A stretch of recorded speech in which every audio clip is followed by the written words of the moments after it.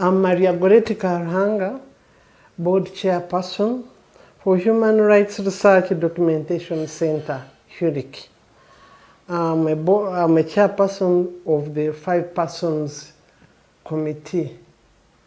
And our focus and our niche, we advocate for better health services for people in need. And our niche is for those who really can't speak for themselves. And we get the advocacy issues for health, improved health services from the research we conduct with grassroots. When we conduct participatory research, we get people's views on how best health issues could be best handled in their locations.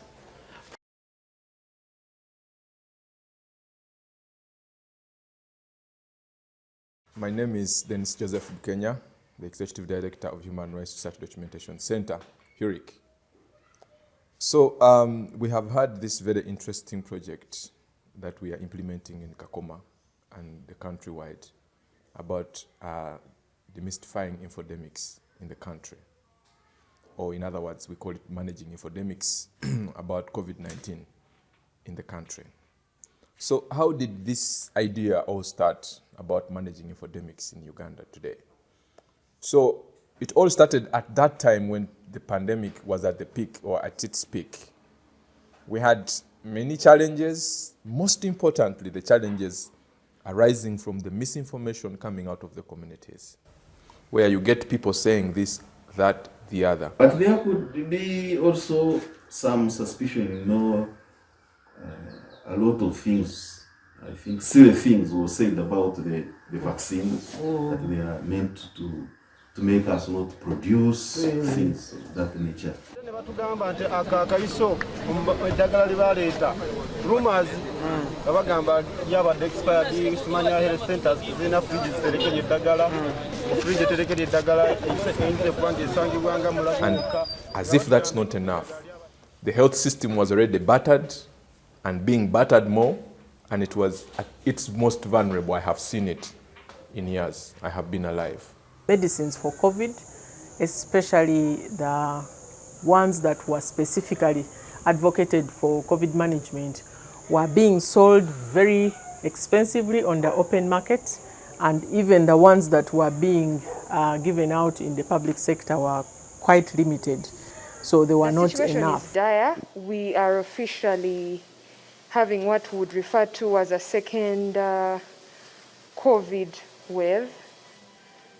So we are admitting lots of patients who are critically ill. First of all, there's the rate of number of cases that we are registering per day is going higher and higher. So we had a meeting with the board. Of course, as an institution, HURIC was constrained, so we had to agree on so many things, most of which was how do we maintain our resource persons. So when COVID ravaged the whole world, and in particular Uganda, we at the HURIC Center, we thought of our communities, our partners, what is happening to them if they are not moving. In case they get sick, where do they get health services? That's when the board made a resolution that despite being locked down, because definitely with lockdown, some people could move under special arrangements. So the board made a resolution that we should know how people are managing. What we saw is that the infodemics coming into these rural poor communities really did more harm than good. They dilapidated homes, the health system itself. We need to first of all promote and sensitize masses about these infodemics. The issue of the cold chain, how the vaccines are concerned. We needed to do something about the cold chain for basically Kakoma, because Kakoma is one of the centers that receives a number of people. We need to do something about the cold chain and probably give them refrigeration cases and stuff like that. We also need to create a hotline which would help us to get more information about the issue of the pandemic, especially the infodemics. So people can always call in to our call center and then talk about what information they need to get about COVID-19 or any other pandemic. And we can become a resource center to give them that information. And of course, do a bit of documentation on what these communities have as a falsehood where vaccines are concerned. So another way forward is the issue of documenting further the health rights injustices under the pandemic, and probably those that were caused by the infodemics. Now, what happens is that we cannot have an experience and don't document it. What happens if we get into another pandemic? So with this documenting perspective, it will help us to better prepare for the next pandemic. You know, we have always had Ebola here, and we did a good job on Ebola, but there's nothing about Ebola that was reflected. There's nothing about Ebola that was deflected in the way we handled this pandemic. So I think now we need to really do a lot of documentation, and HURIC would do a good job along those lines, documenting the injustices and the falsehoods that caused the challenges. The other issue that I would want to talk about is the issue of creating more participatory approaches in community. So our advocacy should be more participatory. So participatory in a manner that we kind of work with people to promote them participating when pandemics are concerned. So that now the people can be the voice to demand that when we have a pandemic, what should we do? So then the laws will easily come into place. That kind of could create a guideline on how a pandemic should be handled. And now this takes me back to the public health laws. The public health laws we had were archaic, and I think they were last amended in 1939.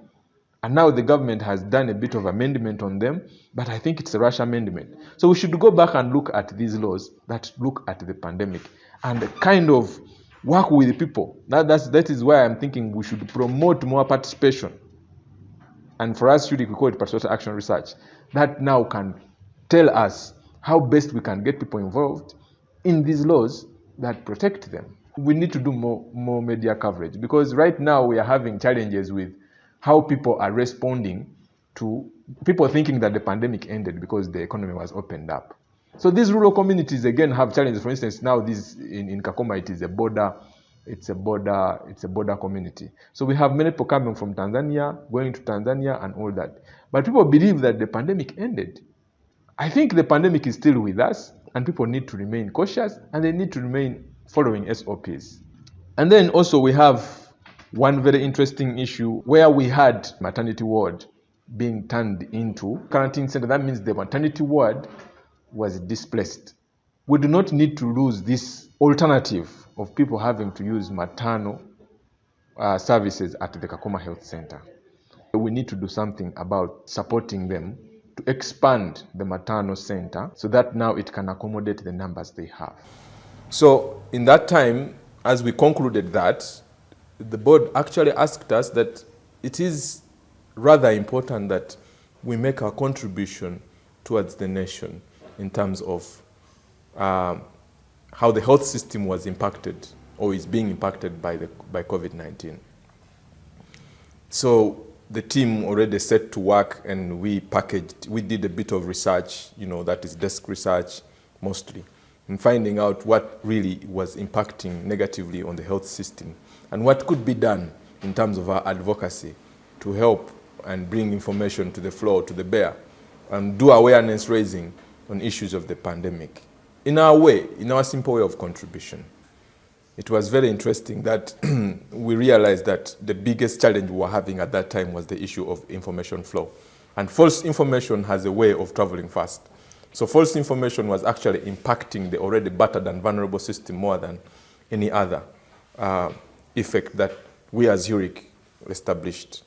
And therefore we sat to work and wrote to many potential donors about a bit of support for us to be able to go out in communities and raise awareness or do something about the misinformation or manage the infodemics that are actually coming out, because you can't know what is wrong and what is right. So then we were supported by Stitching Foundation, who gave us a bit of support, And that is where we started rolling out a project on managing infodemics. And the time when we started out, it was more about the misinformation that was being peddled by people on social media and other platforms.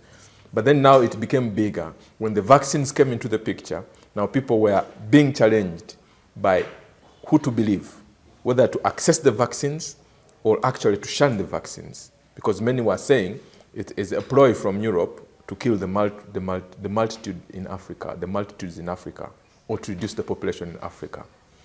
And as a matter of fact, the people who managed to get the vaccination were also having what we call side effects. And the side effects were not making it any easier on others who were hearing from them. There was an issue of erectile dysfunction. There was an issue of actually people passing on from taking the vaccine, probably from the explanations we get today, because they took the vaccine when they actually had the COVID-19, they had COVID. COVID ekatusasa munonga awuko abantu bitu bakafa abantu bakafa munonga zitiisa abantu abatanako mutunga agenda neyegemesa bakomona akugamba anze ndi wakufa n'abamu batuuka ne ku bitanda.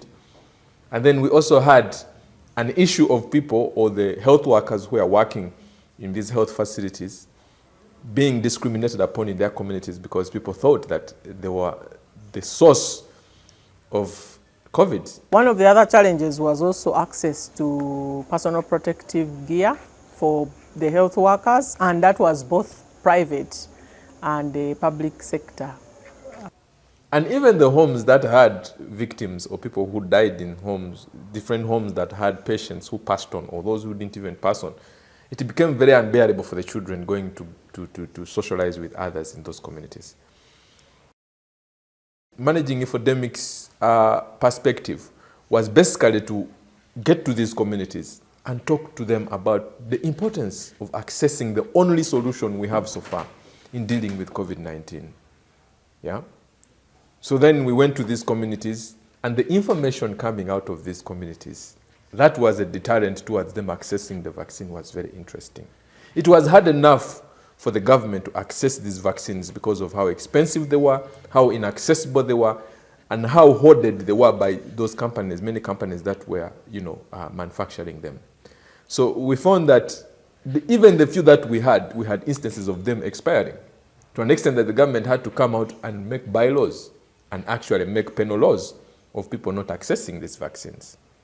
So at the end of the day, you found that our engagement with the communities, mostly in the Kakoma community, kind of helped because the uptake of these vaccines became interestingly improved.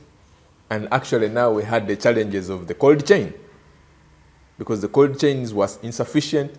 People would sit a whole day at an access point and probably not get vaccinated. Naye nze nafuna kadoozi kamu kaali ka AstraZeneca lwe nadda ngunfune akokubiri ne batugamba ngu tekaaliwo ngu tugende ku ddwaliro. When the issue of cards came in, there was a challenge of you having, basically, first of all, having a national ID to be able to access a vaccine. And then when we talked and kept doing advocacy around this, the government removed that. With any identification, you'd get immunized. And of course, the challenges that were catastrophic in terms of human rights, where people were being forced out of cars to get vaccinated at roadsides, also was not the best picture that was painted in this time of the pandemic. So managing infodemics, as you hear in the community where we shall be, the most information coming out, and what we have been doing with these communities to try and bring out the picture of what it should be in terms of accessing the vaccines and the importance of people in these communities accessing vaccines if they are available. And also, of course, speaking to the powers that be, that we need more vaccines to our people. I thank you, and I wish you good luck.